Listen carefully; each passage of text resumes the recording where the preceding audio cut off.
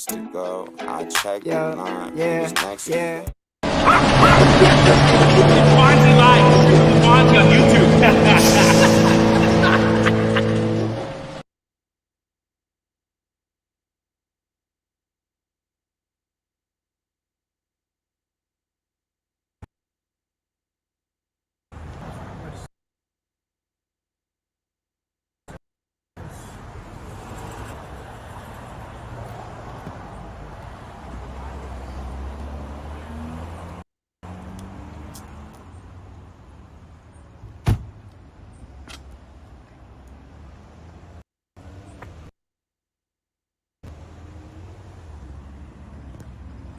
Have a good day. Yeah, you got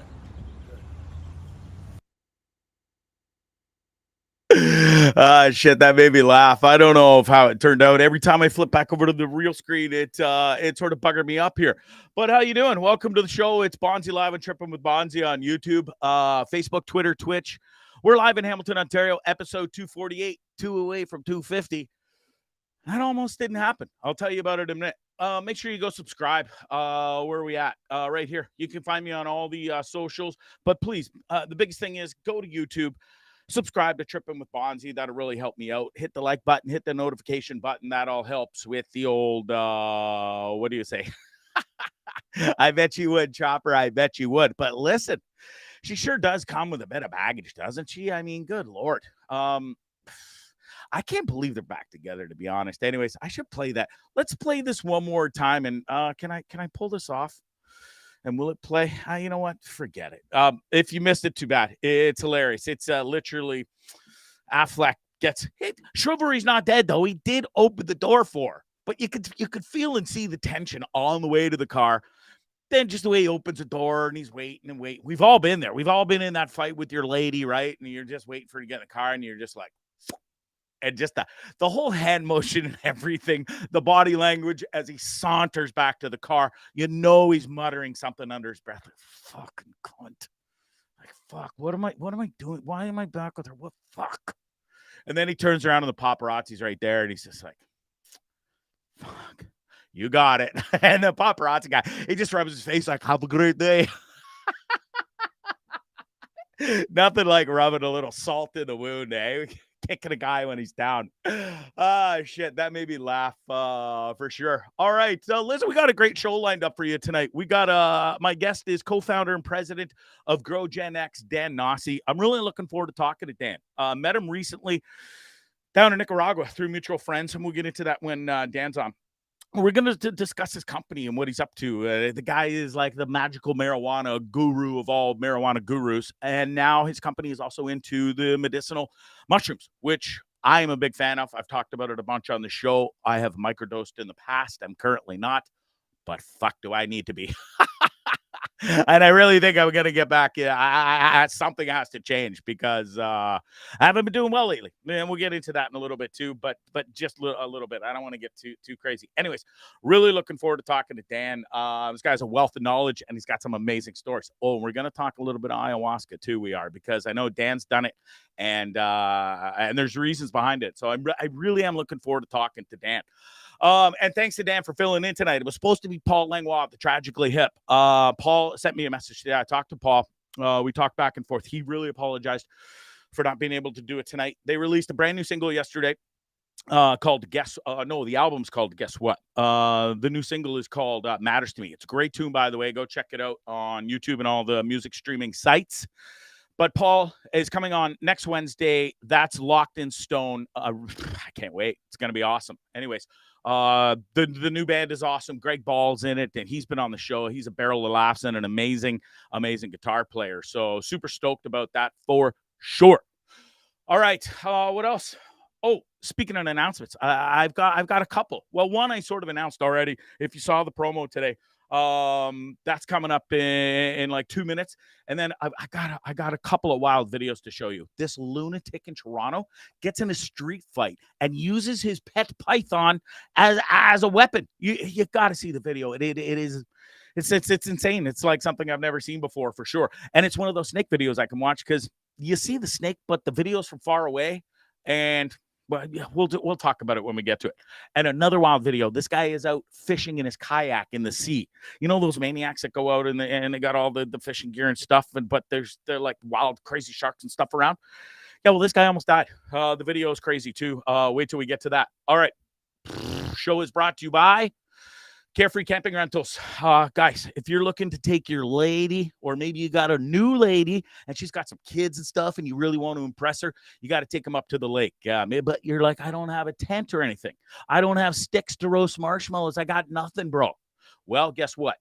Carefree Camping Rentals has got you taken care of. If you're heading north, all you got to do is stop in Aurelia. She's got the tents. She's got the sleeping bag. She's got the chair. She's got the sticks for the roast and the marshmallows and the hot dogs.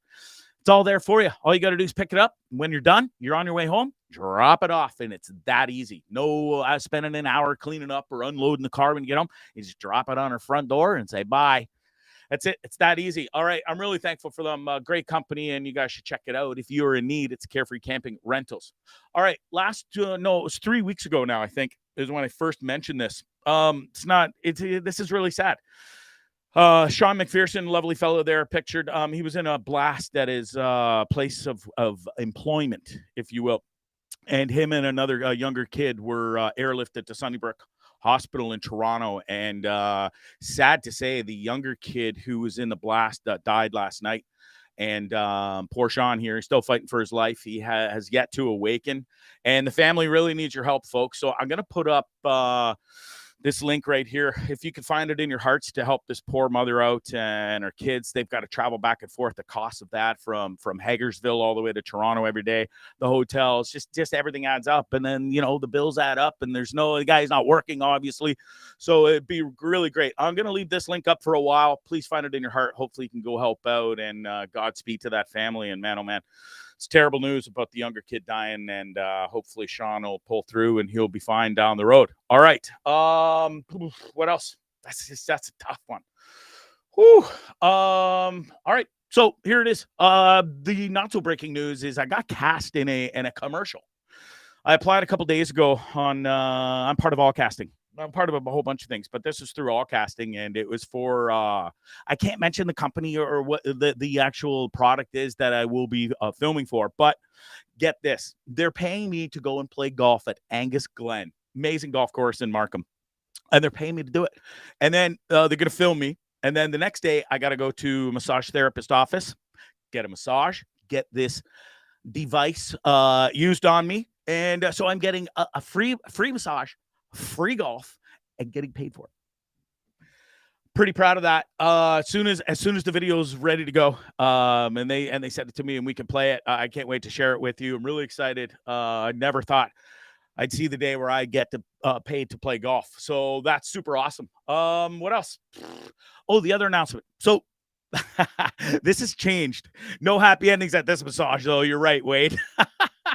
But that's okay, because you usually got to pay for the happy endings. But this one, they're paying me. Okay. I'm more excited about the free golf, to be honest with you, than at Angus Glen. It's an amazing golf course. Got to play quite a few times. It's hoity, it's fancy there. Yeah, so I'm getting paid to play golf. All right. This announcement has officially changed since I was going to bring it up Monday. And I'm glad he didn't bring it up Monday, but I was literally done. I was done with this podcast. I'd had enough. My heart wasn't into it as much. I just haven't been doing well lately. And I was like, fuck this. I just don't want to do this anymore. And then I interviewed the Feral Minx and everything changed. Well, it wasn't just them. It's just me sort of manning up. Like, it's just, I don't know. I'm in a rut right now. And I was sort of using this show as sort of, what do you say? As an excuse, I guess. And this show has helped. As soon as I hit go, I feel so much better. So I'm not quitting the show. I was going to quit as soon as I interviewed Paul Langwall. That was it. Goodbye. God bless. See you later. But that's not going to happen now. So thanks to Feral Minx for sort of saving the day. But it's also myself. A couple of days, 48 hours of self-reflecting in the past couple of days. I went and visited my buddy at the grave yesterday, my best friend who I lost in January. And I had a really good, deep, long chat with him and myself, and realized that, life ain't too bad. And we got to suck it up. And, I'm just looking to feel better. And I know how to do it. It's just a matter of implementing it and doing it, right? Instead of wallowing and laying around and feeling sorry for myself. So yeah, listen, so there's I'm not quitting, but I am going to one show a week, at least for the foreseeable future of the summer. It's busy. I'm busy reading books and just my voice work. And I want to focus on other things as well, including, and this was another reason I was going to quit Trippin with Bondzee, because I'm going to focus on a new podcast that will be starting end of June, beginning of July. I've been talking about this for a while. I haven't brought it up in a while, but I'm finally going to do it. I've never seen a Star Wars movie in my entire life to this day, but old Bonzarelli's going to start. All right. I'm going to start watching them. And I think the consensus is, from talking to the Star Wars nerds out there, that I need to watch it in a different way than it came out and that all the Star Wars nerds watched it. They want me to watch it from in like the proper order that it's sort of put now that they're all out, which I'm all for. I don't really know one way or the other because, like I said, I've never seen one of the fucking movies in my life. So why now? Something different. I like challenges. I think it's finally time for me to go and see a goddamn Star Wars movie, to be honest with you. And then there's such a market, a massive market out there for anything Star Wars. And this isn't going to be like your regular, I don't know if I haven't even seen a Star Wars podcast. I guess I have seen a bit of Jimmy's from in Edmonton, Little Jimmy. They're from 95, what's that, Hits FM or Cruise FM out of Edmonton. He does it's not so much a Star Wars podcast, but I don't know if Return of the Jedi, something. But I think that's the closest thing I've come to seeing anybody doing a Star Wars podcast. But I have seen the ratings and stuff that people get because it's Star Wars. I'm going to put the old Bondzee spin on a Star Wars podcast from a guy who's almost 50 years old and never seen a Star Wars podcast. I think there's a market there. I've heard there's a market there, and we're going to go tap into it. And listen, worst case scenario, I get to see 8 or 9. I don't even know how fucking many movies of Star Wars there is, but that's what we're going to do. That's starting end of June, July. And I'm really excited about it, to be honest with you. I was going to focus all my attention on that, but I don't want to give up Trippin with Bondzee. I love interviewing people. I'm super blessed to have been able to interview some amazing musicians, Theo Fleury, just so many other great people, be it in any industry, and including the guy coming up tonight. He's a fascinating character, and I'm really looking forward to it. And then I just thought, well, I won't have that opportunity anymore. So why would I quit something that I like doing? I'm good at, I think, interviewing anyway. I don't know about the rest of the show. You reply to, come to the house and we'll watch them all. I don't know who the hell you reply to is, so I'm not really sure where your house is or where it is, but maybe. Chopper says you're still doing more shows than Blundell. Good work, bro.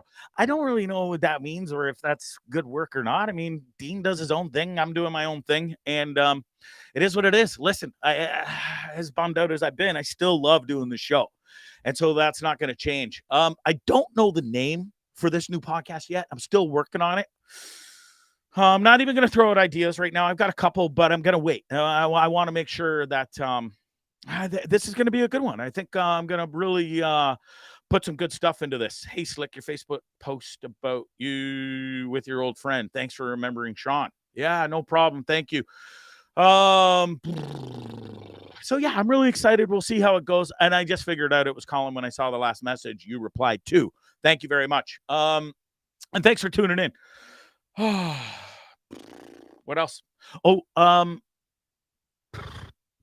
I'm not going to talk about that. I'm going to skip it. We'll just wait. Never mind. No, you just mind your own business. I don't like keeping people waiting, and I had other things to talk about, but he's here. He's in the green room, and I go, let's just get right to it because I'm pretty excited to talk to this fella. And he really is a fascinating person and has a fascinating story. So without further ado, I'd like to bring on my buddy all the way from Costa Rica. God damn it, I wish I was there. How are you doing, Dan? Good, brother. How are you? Can you hear me well? Yeah, I can. And thanks for taking the time to join me on Trippin with Bondzee and sort of filling in last minute, if you will, for Paul Langlois. Huge shoes to fill in. And you know what? All the love to the hip. I actually ended up doing where they had their own company that was going public to tragically have had their own brand that was coming out through a company.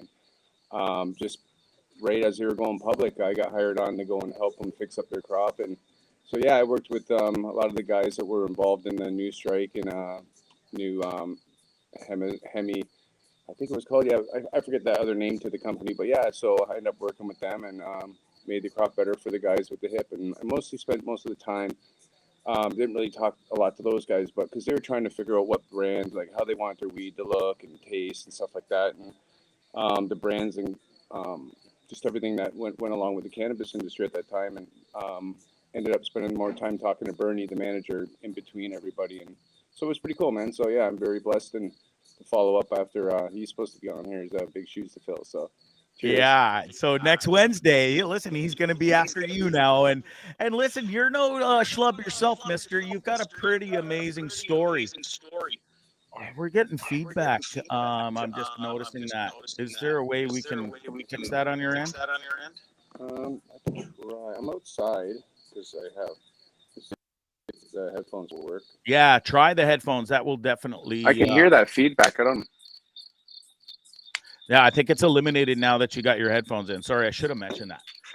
All right, no worries. So we met recently. I know you're in Costa Rica, which is where you're living full time now. But we met in Nicaragua. You came up to visit some mutual friends of ours who are watching right now, Colin and Angie.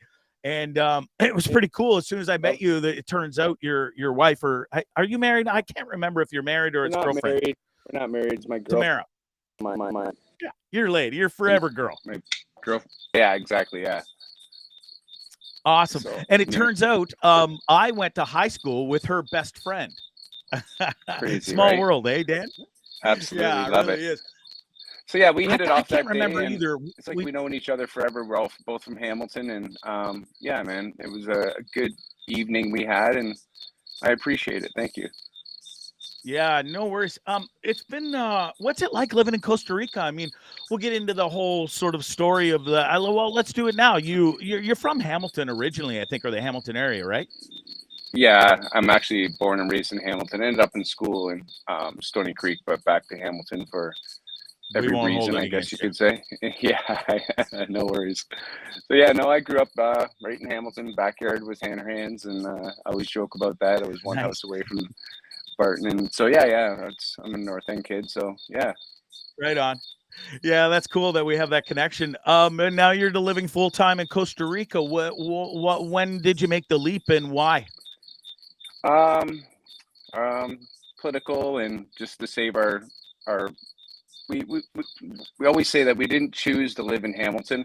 Our grandparents did.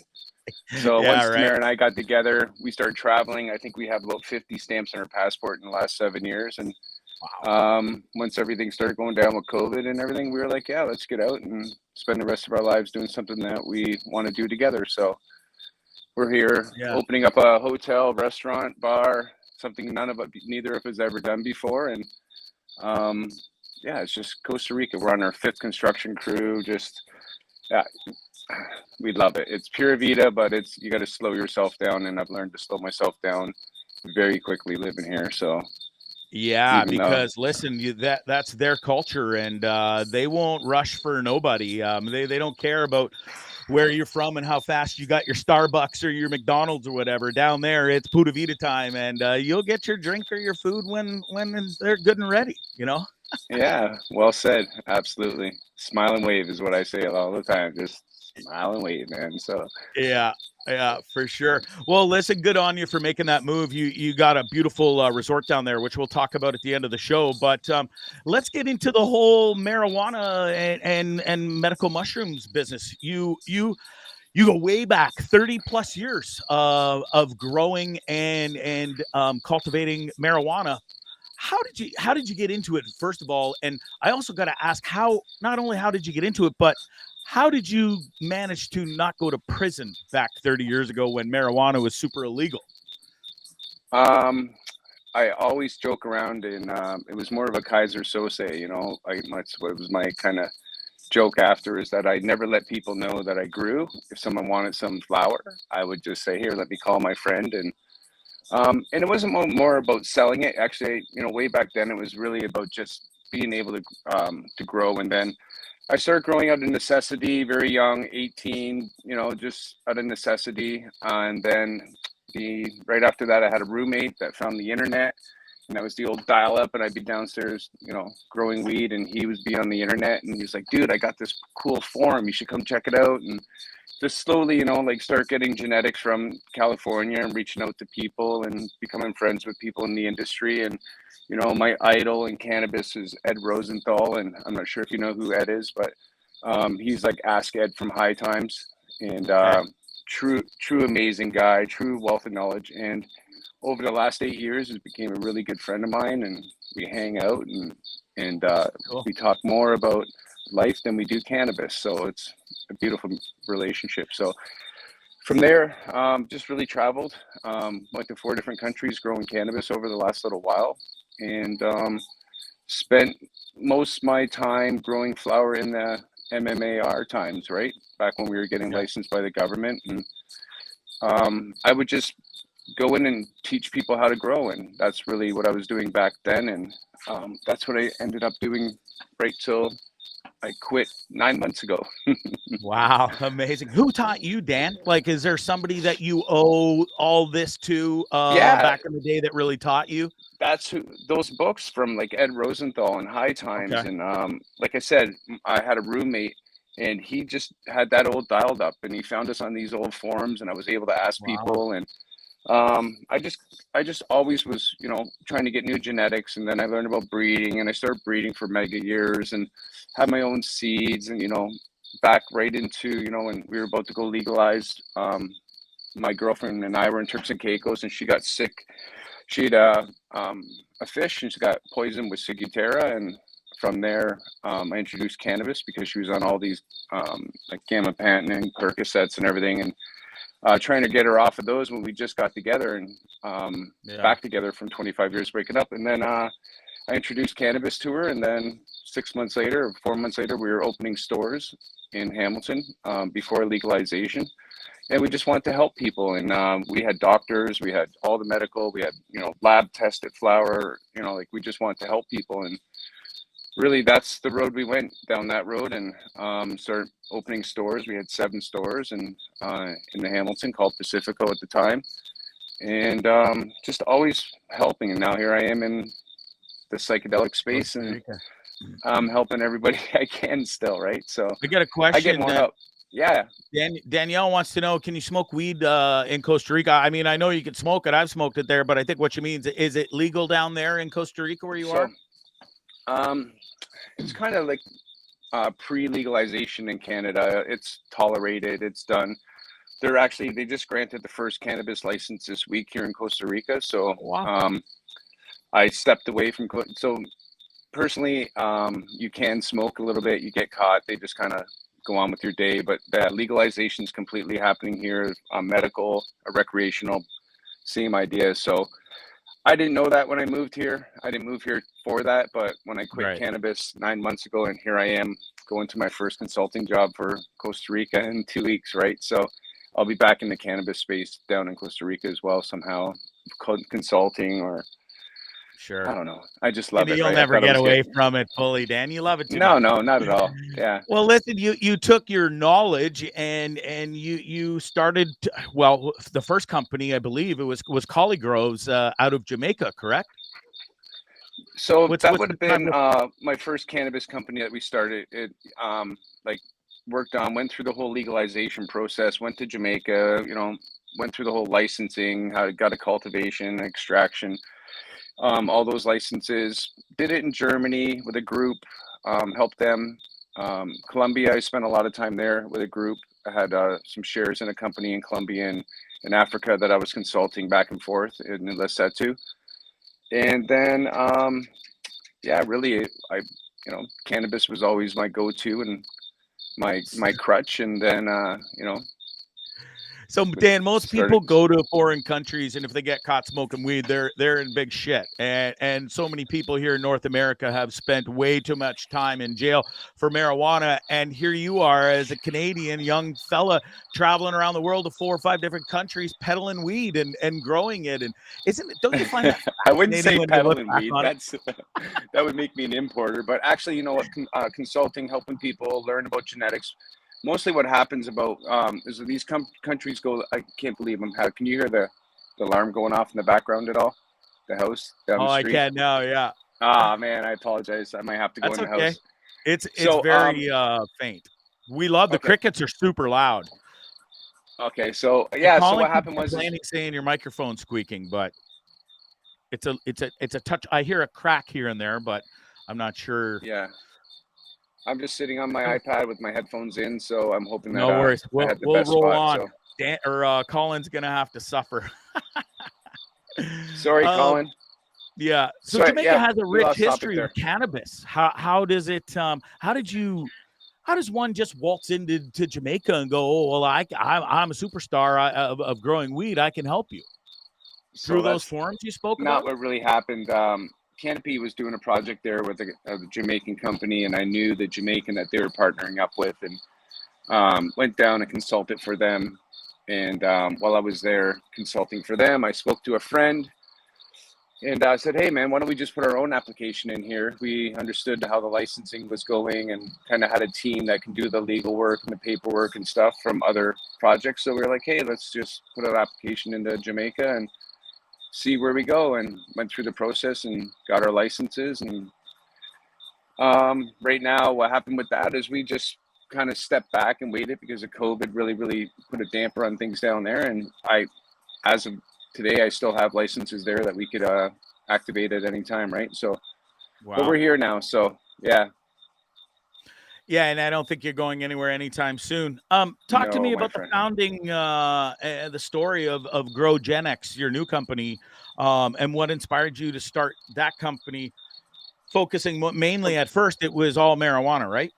Yeah, so growing genetics extraction. So over the last 30 years and 35 years, sorry, I've learned to grow, I've learned to extract, I've learned genetics. So that's really what I've been working with, and that's where the company name came up. Just, just what I do, growing genetics extractions. And after, all this time in cannabis, started to, everybody's a master grower these days. And Yeah. truly, I hadn't done, to trip over to psychedelics. I hadn't done psychedelics in like 30 years since high school, and someone told me to start talking about Jamaica being legal for mushrooms, and they wanted to see if I wanted to put a company together and go public with them. And it was just, the idea was there. So I started to look into magic mushrooms again, and start researching and realized it actually is legal in Jamaica.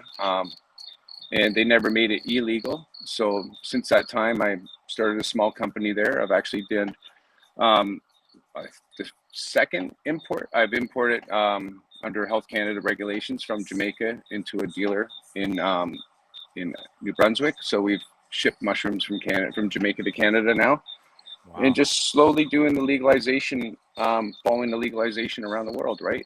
That's not why I came here, but as a company, that's what we do. Whatever countries are going legal, we kind of just fit in and kind of see if we can find a way to be part of that society. And, and that's really what we did in Jamaica and Canada, right? Yeah, it's amazing. Another question here. My buddy Grimmy wants to know, what are your thoughts on concentrates or full spectrum extras? So I believe it's, the truest way. I think it's a little harsh, like on the system, on the body. I think it's a little harsh. It's cleaner, but I think it's, to me personally, it's always harder on my lungs. And I smoked raw, I've smoked like just marijuana joints for the last 26 years or something, I think. And really, the reason I say that is because I didn't smoke weed when I first started growing cannabis, just to let you know. It took me a while to start smoking it, but concentrates came after. I've been I learned BHO extractions like, a long time ago, 25 years ago, and I felt it was harsh, but I knew the potency of it. So once we learned to clarify and get all the impurities out, then we really started to spend time on concentrates. And full full spectrum oil is actually, true to me, and that's what Rick Simpson uses in his medicine. And if we're talking on the medical side, full spectrum's the way to go. So Yeah. absolutely. Cool. You put together an all-star team for this company, GroGenex. I mean, you got master geneticist, how do you say that word? Geneticist. Geneticist. There you go. Geneticist. Cultivators, extraction specialists. What does each one of those roles do? And obviously, they're a big deal. And how did you weed out to get down to the superstar all team? Superstar. Well, I know all-star, I'm not a know-all of end-all, but I'm good at what I do. And as I went through and met people in the industry, traveling the world, like from Germany, went to all the trade shows, and it just had to get in there and figure out which way the system was going.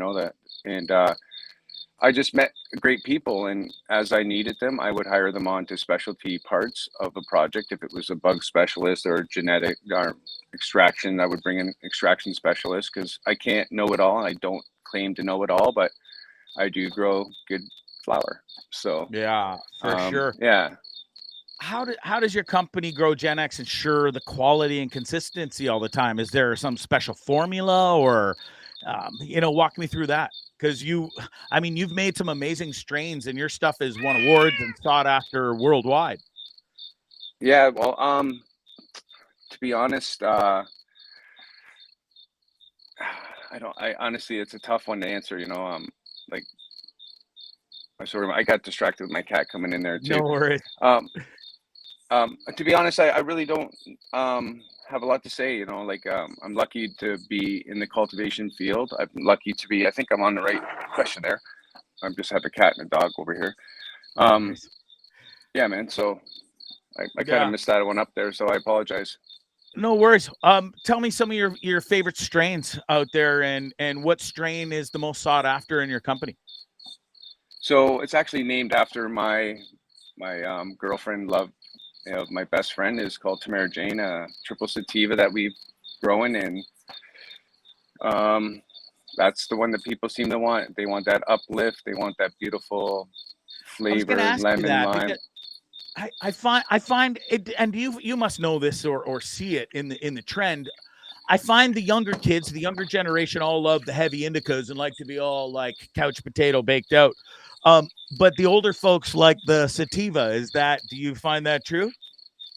I find that exactly true, especially the generation of people that I hang out with. And I smoked a lot of flower, and in the last I'd say 9 months, I've only maybe smoked 9 times instead of smoking 9 joints a day, and all from a mushroom trip, right? So yeah, crazy. Yeah. Susan wants to know. Definitely the older. Oh, sorry. Definitely the older crowd are all sativas. That's what we knew. All the landrace strains back in the early 70s and 80s. All those big blocks of, that we would get from the Compresso and all that. That was all sativa based. They all came from Mexico, Colombia, all those countries. So most of them had that sativa background, and that's why I think all of us crave that sativa in that my generation 50 plus, right? So. Yeah, I get it. Dan, he's 24% sativa here. He's 45. So we're all in that same range. Sativa's where it's at. And listen, I don't mind the odd indica when you're going to bed or, late at night putting on a stoner movie and baking out. But yeah, sativa's definitely where it's at. Susan wants to know, is GroGenex listed publicly or is it privately owned? No, we're just a privately owned company. We're just a bunch of guys and one girl that like to travel around and grow weed, right? So yeah, we've been lucky, and we we're really busy for a long time. Right now it's more getting into this new country. I wasn't expecting to get into cannabis moving to Costa Rica, but it seems like as I meet people and seem to be meeting the right people, it seems to be the way to go, and look at finding a way to get involved in cultivation here as well. Mostly likely it'll be hemp right off the start. So yeah. You ever had the opportunity to meet Wiz Khalifa? I know he's got his own weed line, the KK Kush. No, not at all. Kush. No, I haven't. He's been through trade shows and stuff, but I'm not starstruck or anything. I would love to shake everybody's hand, like from my, my punk rock guys from Henry Rollins to, Mike Near Suicidal, stuff like that. But Yeah. Most people, I'm not starstruck. If I get a chance to have great conversations with, guys like Snoop Dogg and that I have, Ben Rosenthal and these amazing people. Dennis McKenna in the psychedelic field is a huge Yeah, I friend of was mine. gonna get to him in a minute. Yeah. So, yeah, we're just having fun. Sorry. Cool. That's all good. More recently, your company's delved into, and a lot of companies are into the medicinal mushrooms and sort of that psychedelic world. Explain to me the cultivation process for that, and how does it compare or relate to the marijuana world? So cultivation, I was working on. I'm just getting my wife to bring the dog in because. Sorry. No worries. Take your time. I got all night. I don't.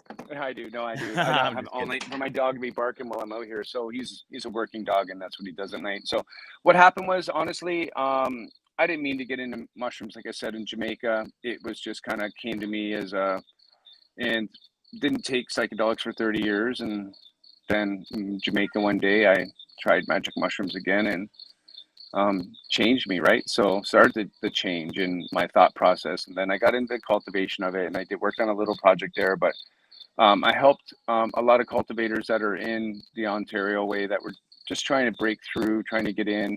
I went to shows. I, jump on, um, the internet. I see people that are really good at what they're doing. I reach out to them and kind of break my interest with them, and hopefully make friends, right? So that's Yeah, how that happened. And learning, mushrooms is a lot harder than cannabis, my friend, to be honest. So for sure. There's so many different strains out there, and pours and stuff, I guess they call it. And we've really come to see the positive effects of the psilocybin and these things. How do you know, or how do you go about finding the perfect pour, if you will, or spores, and for these magic mushrooms? to be honest, it's the same thing as cannabis. There's Trial everything. and error. Every mushroom is different. I like mushrooms are alien, my friend. So Yeah, everyone is different. You know what I mean? Like, the penis envy is so masculine and like in your face. Here you go. You know what I mean? Take that. yeah, And then yeah, there's like the golden teachers and the albinos and stuff like that are totally different. But they all grow differently. It's the same thing. Like it's a process, right? So um, mushrooms are a lot harder to grow, a lot more finicky, a lot more um, temperamental. yeah, for sure. It they look temperamental, and it's definitely a lot harder. Is it how do I say? Is it like, can if you how I guess how hard is it, or easy is it to fuck up and lose, say, a crop of mushrooms? A lot easier than cannabis, man. A lot Really, eh? easier, to be honest. Yeah, it is. Wow. I'm working with a small lab right now, like a local guy that's just growing oysters and lion's mane, and like we're opening a restaurant here, so I'd like to have those kind of foods, and I've been volunteering at an organic, farm down the road. So, um, yeah, I just, those the guy lost a whole crop just by the door being left open. Like there's just Wow. the humidity here is not as much, as high as you would think it would be, but like, other spores got in and just ruined this whole crop. You know what I mean? And um, I see how that happens very easily in these third world countries. We're not even third world, I apologize, but because it's just so there's just spores everywhere. Like we ripped a room off our house because we couldn't get rid of the mushrooms. You know what I mean? Like it was just Yeah. like when we moved in, there was actually mushrooms growing in the carpet. So we literally had to rip it down. There's spores everywhere, and they're, if you've seen Fantastic Fungi, you'll definitely know how they get around, right? So one spore Yeah. destroys another spore very easily. That's incredible, isn't it? Shed Yeah. some light on the medical and therapeutic applications of the psychedelics and the magic mushrooms that your company has produced. So really, we were working on a license with a company in Ontario to get them through the licensing. I was helping them with the cultivation side of it, making sure they had the right genetics there.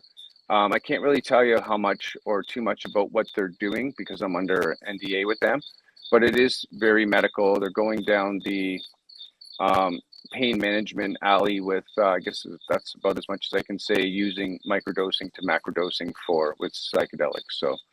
Okay. So yeah. Yeah, that's pretty wild. I know you've seen a lot of great things happen with these things. where do you see it in the future? Legalization of how long is it going to take here in Canada and maybe North America? Well, Ontario, if you have a therapist and you can use psychedelics, you can apply for Section 56 in Canada right now. Not sorry, I didn't mean Ontario, I mean in Canada. Or you Okay. can apply for a special access program. I've worked with a bunch of war vets.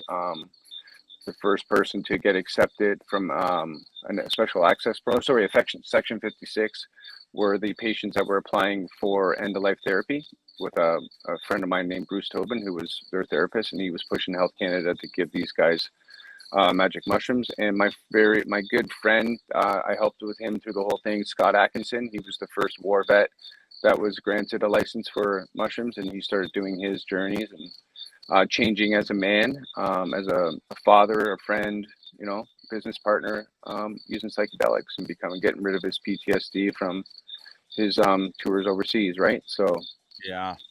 yeah, it's pretty wild what it can do, Dan? We'll get into ayahuasca in a minute too, but before we get there, a couple more questions. Well, somebody has Chopper. He says he has a bunch of stocks in the mushroom companies.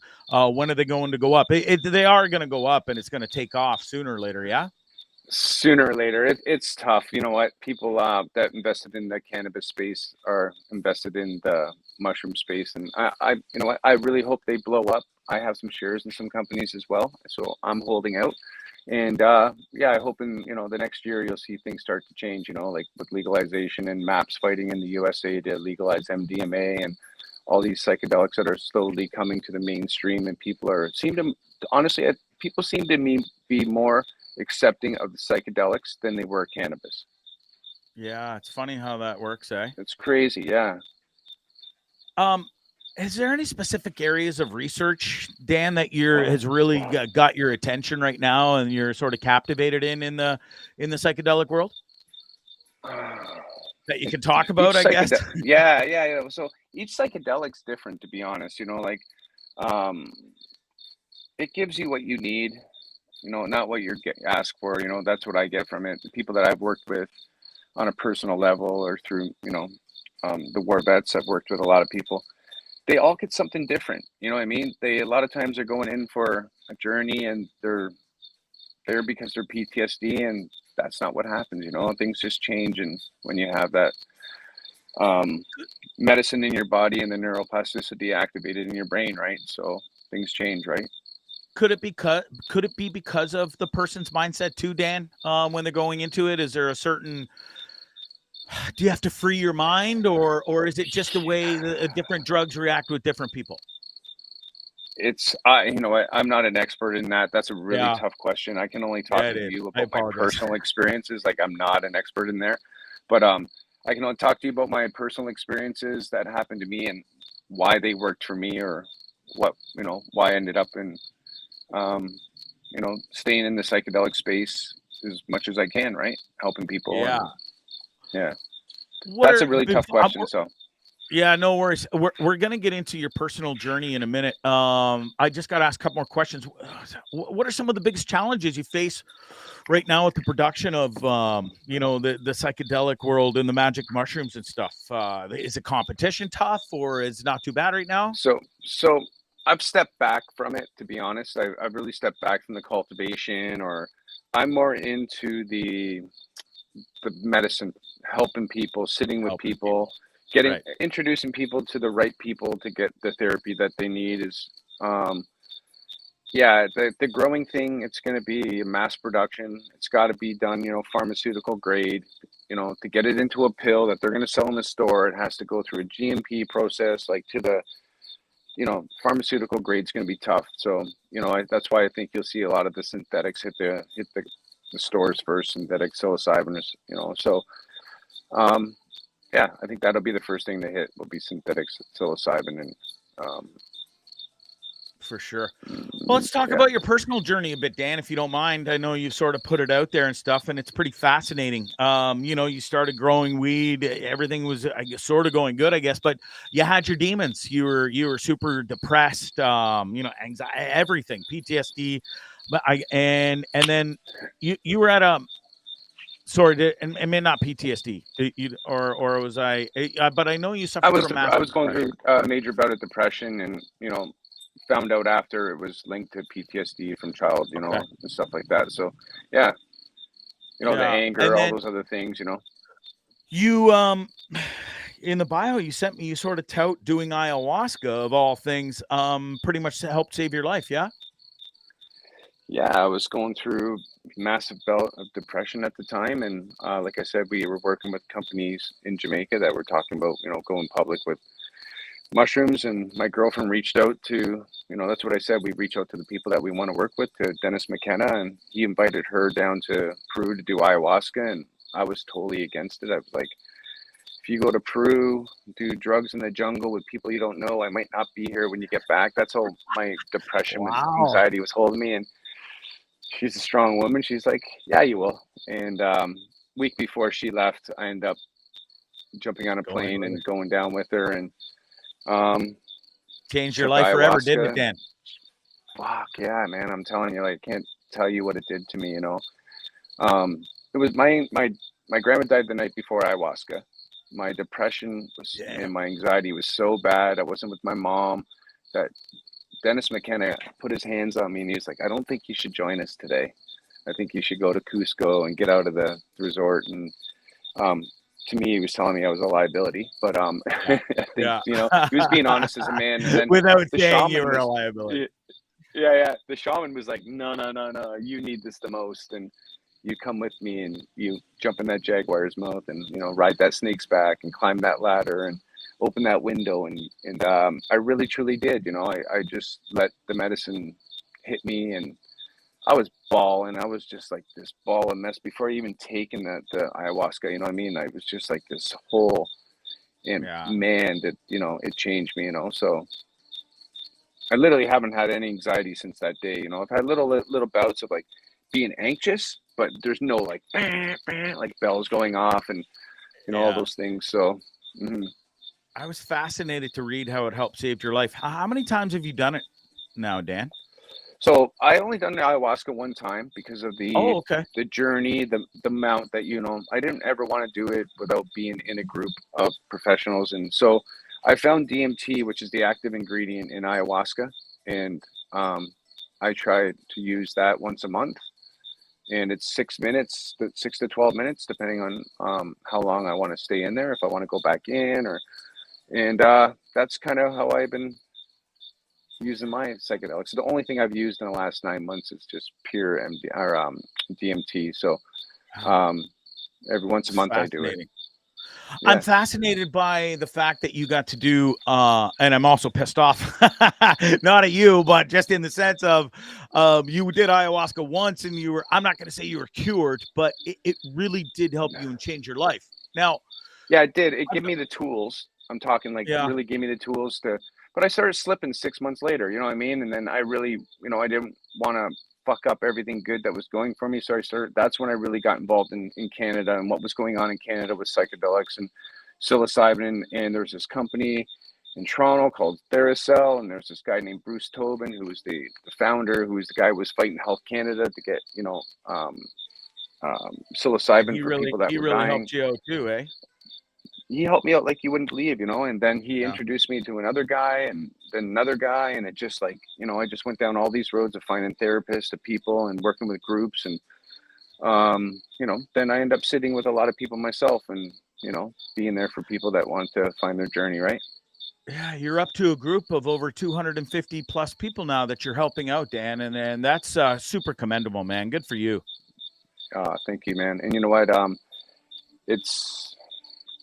I don't even know how to describe it. I think I get more therapy out of helping people right now than I did throughout my beginning journey, to be honest. You know what I mean? And that's where I love it. When someone walks out of here, or I leave their house, and, I've never had anything bad. Dude, knock on wood. I think, I have a beautiful, introduction to it. I educate them on it. I make them understand, what the medicine is going to do them.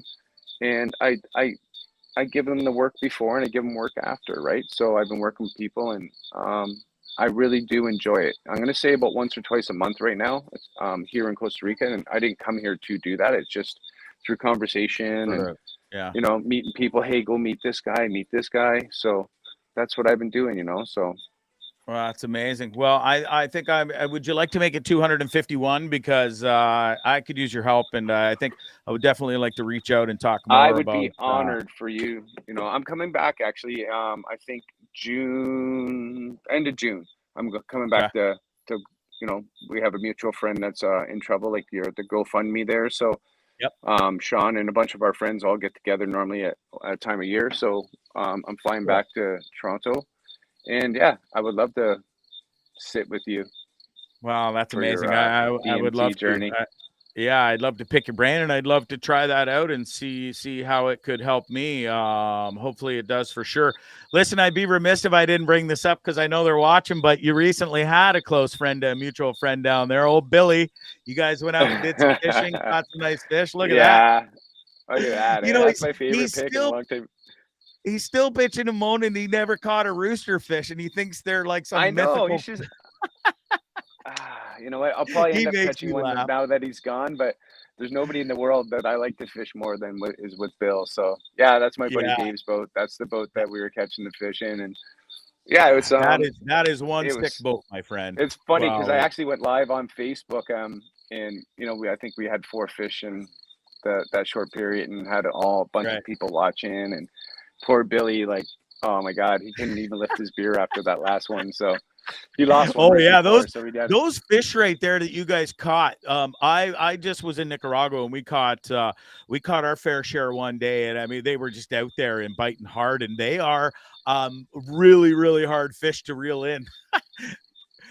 You know, by the end of the day, I think there was 4 of us on the boat, and usually you'd be fine. Oh, I want to go. I'll get one. You know, oh, I'm next. By the like 3 hours in, we were like, fuck, no, you go. No, you go. It's your turn. You Oh couldn't even man, feel your forearms. my fridge back there is just full of tuna, and Billy and I were literally eating it 10 minutes after. Chunk in the fridge, froze it, ate Yeah. it, just yeah. So for 3 mornings, that's what we had for breakfast. Now I'm eating the last fish that we caught together before he left, which was a rainbow runner. So yeah, I'm Okay. blessed with that as well now. So yeah, Billy's awesome. I can't wait to go back, and I'm actually going back to fish bass opener with him again. So Oh wow, amazing. Yeah, yeah, he's a barrel of laughs, that guy. I love him to pieces. Hey yeah. guy, is there a book in your future, Dan? What do you think? Oh man, you know, I've actually had some people ask me, like, you know, I've had a pretty crazy life. You sure have. So many stories and so many things, but to be honest, I don't think so, man. I think I'm really No? happy where I live. I think I'm happy with our new plan in life.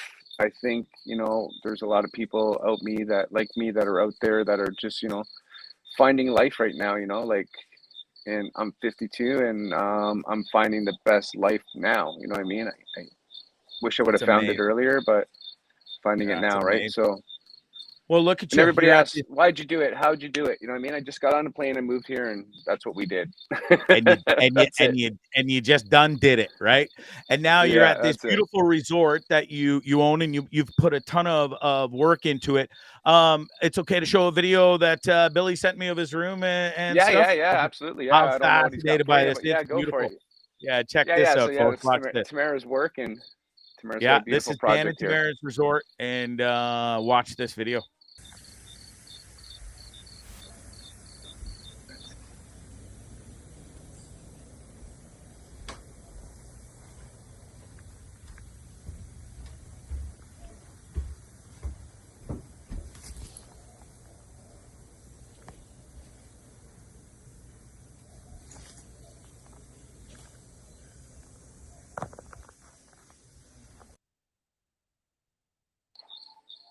Back.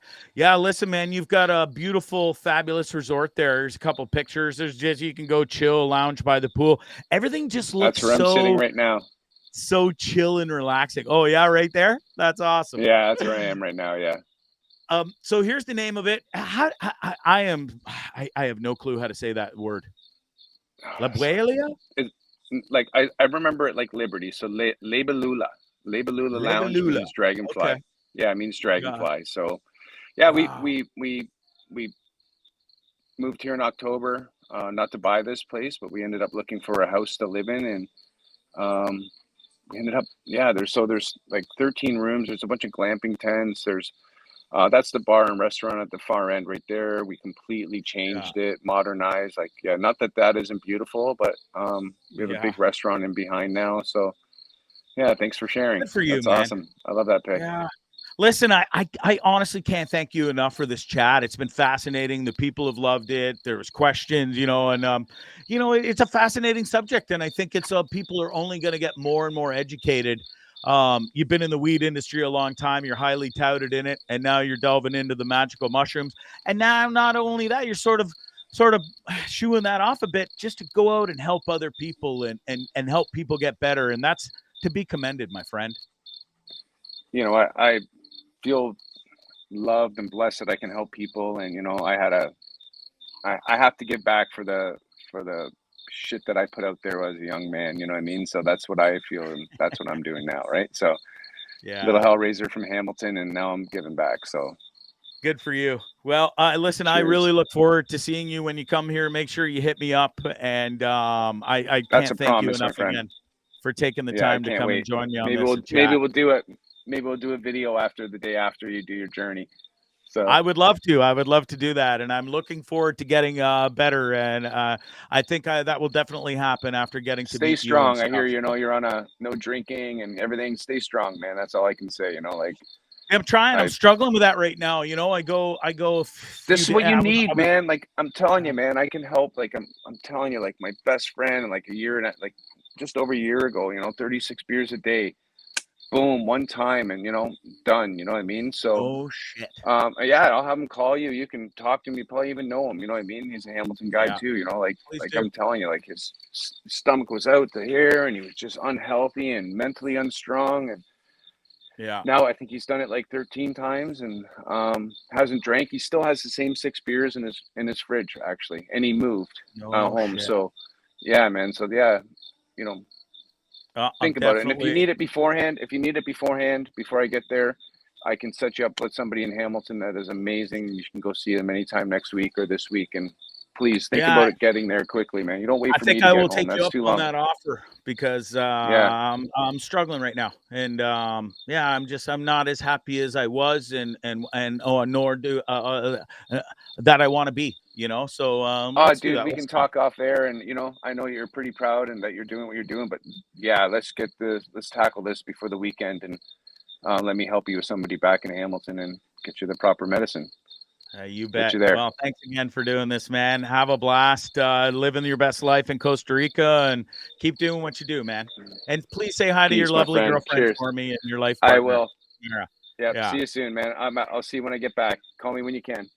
Will do. Thanks, Dan.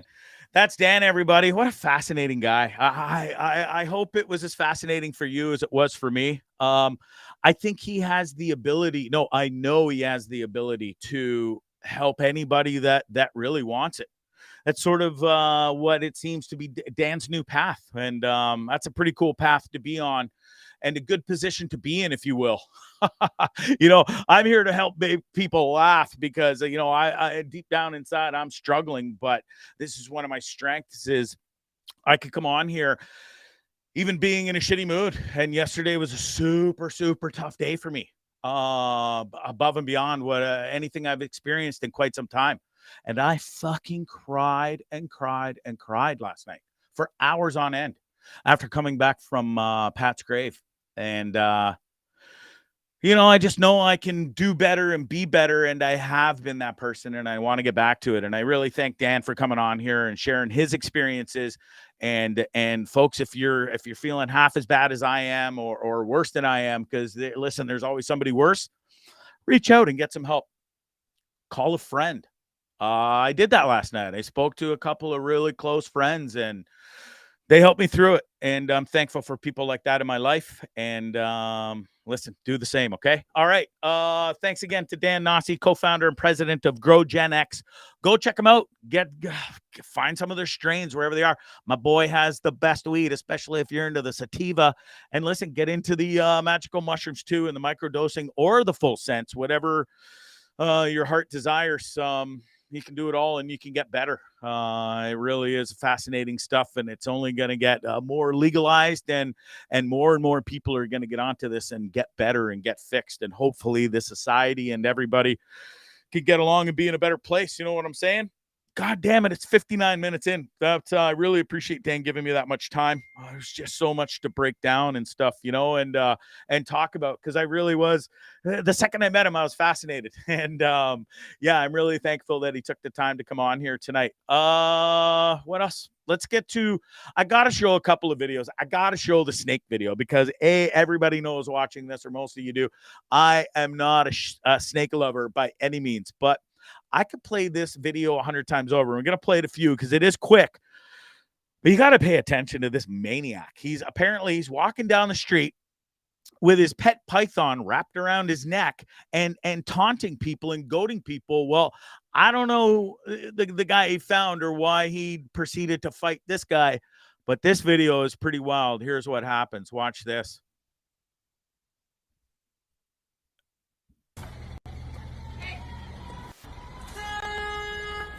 Lest you think that's some sort of rope or something he's swinging around. That's his pet python. You two, get on the ground now. We're going to play this again. Okay, watch this. It happens real fast, but this is an actual snake. This dude is swinging around a python. Tell me that. Get on the ground now. The Popo were there. Toot sweet, weren't they? Those guys did not waste a second getting there. I'm going to play it again in a minute, but I just want to let you know, this clown was charged with assault with a deadly weapon. And yes, I consider a goddamn snake. If somebody attacked me with a python, you'd be bringing the coroner to the scene because I would have had a heart attack. Didn't matter if the python bit me or whatever they do, wrap around you. I have never, ever seen anything like this in my entire existence on this planet. I've been around 49 years and I've lived in Hamilton for a lot of them. I've lived up in crazy Aurelia and I went to school in downtown Toronto. And yet I have never seen anything like this maniac going around swinging. Oh, I just buggered it up. How do I play it again? There we go. Swinging a python as a goddamn weapon in the middle of the street. Watch this. I'll play it again here. I buggered that up. Hold on. I'm going to rewind it. Again, those Popo were there right away, weren't they? Good for them. It's almost too bad because looks like boosh. That snake packs a wallop because it knocked Buddy down. That, plus he's a pant load. You too. And he points right at Buddy. Well, he was swinging a goddamn snake at me. What do I have to get on the ground for? And I'm so pissed that the lady or whoever is filming this did not keep the cameras rolling. Watch one more time. Buddy wheeled this snake around like a wild man.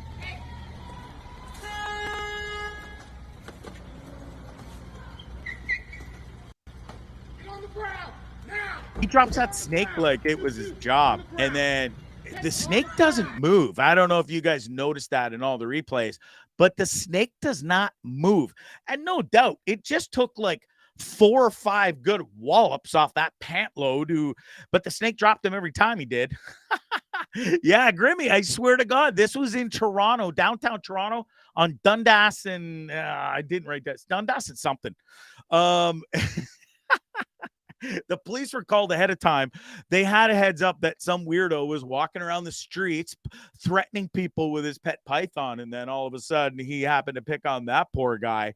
And yeah, he did take some beats with that python, but and he also got charged with not only assault with a deadly weapon, but he got charged with animal cruelty, which is fair. I mean, that's pretty cruel to the python. Not that I'm a snake lover and I could care less if the thing lived or died.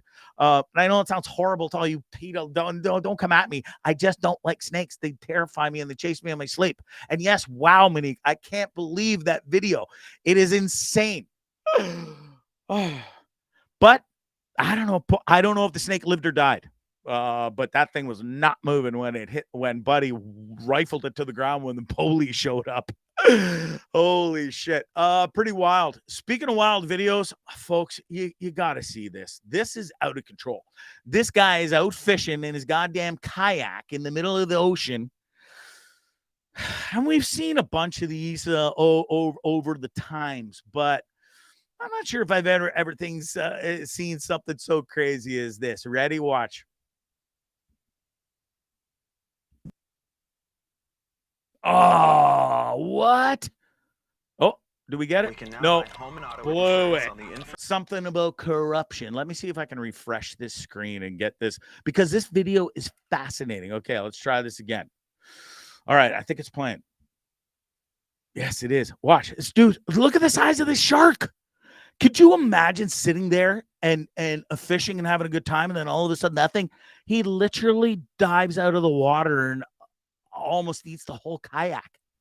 Like, even more reasons why I probably will never go in an ocean again. I swear to God, because it's just too much. It's too much. Just all of a sudden, I still can't believe I dove in the ocean and swam with the goddamn what was that thing? Whale shark or whatever. Good times at Disney World. You think you're taking your family there to go have a good time, and then full-on brawl breaks out. You guys got to check this out. I got to set this up here. Hold on 1 second. And then I'm going to get out of here because I'm tired, and this has been a long show. So ready? But you got to see this. Disney World, massive fight breaks out between two families. Ready? Go.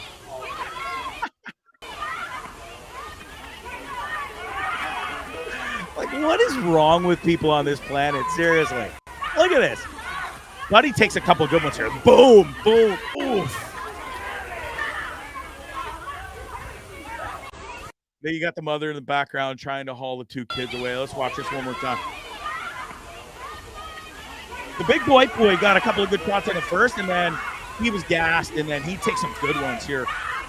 Buddy in the backpack got some good. 1, 2, oof. Third one, a body shot for good measure. Welcome to Disney World, folks.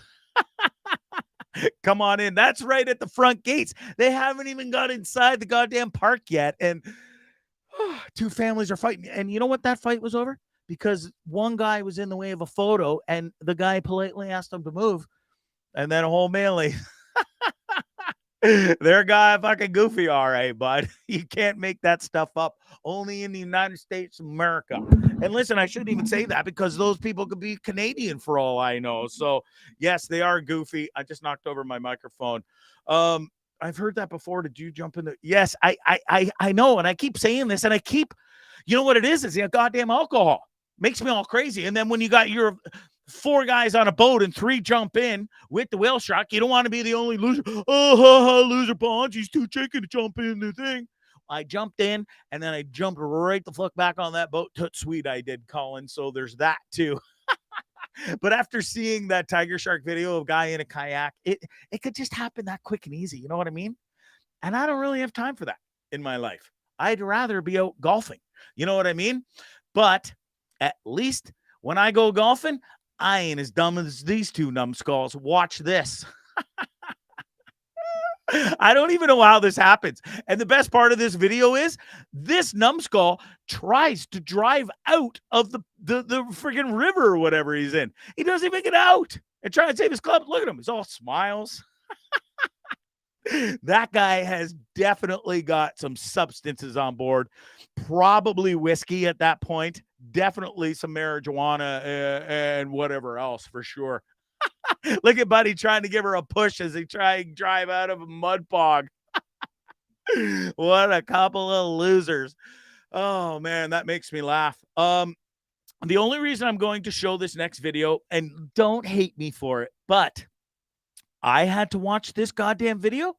So now you do too. Watch. Oh, man, this is just, it's too much. It's a little too much. You ready? I warned you. Here we go. Late night, we let the liquor talk. I gotta play it again because I had the volume muted. Here we go. Ready? Late night, we let the liquor talk. I warned you. I warned you. Late night, we let the liquor talk. Liquor talk from last night. She looks like she is appreciating the win in this video. Late night, we let the liquor talk.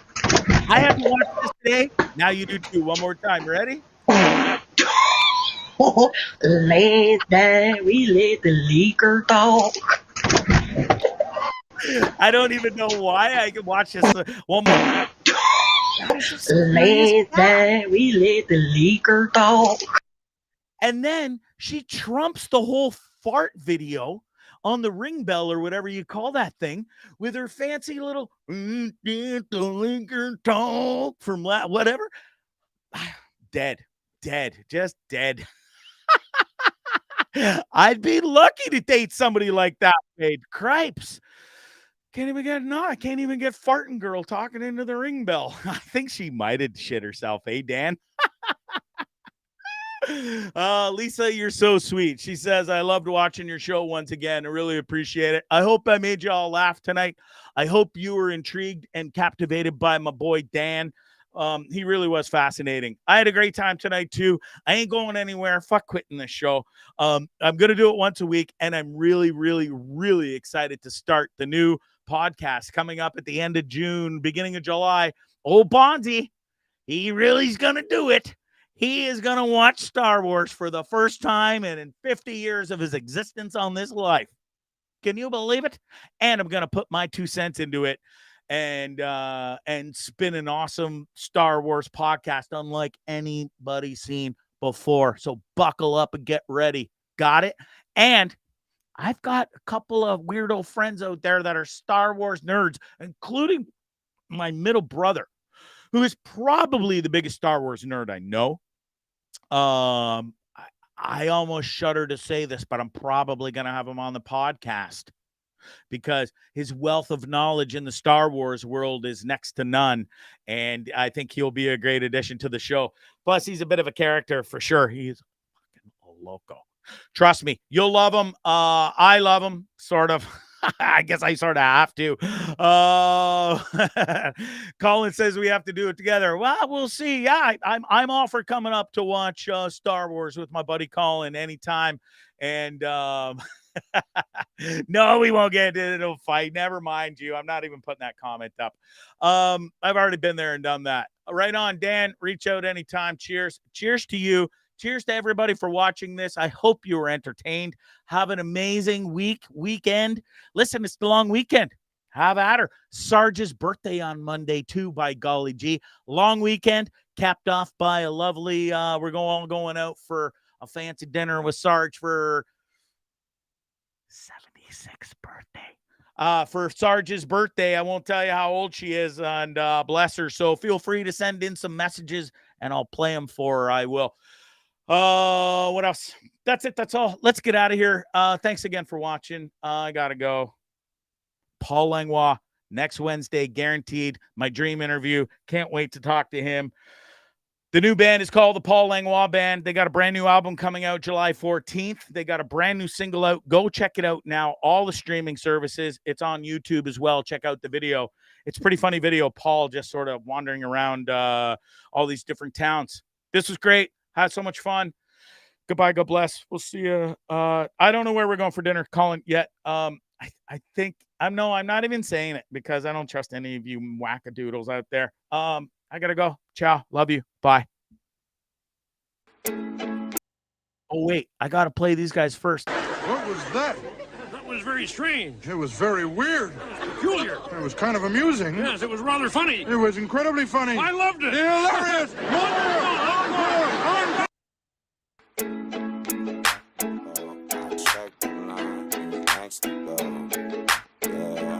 Next to go. I check the line. Who's next to go? Yeah.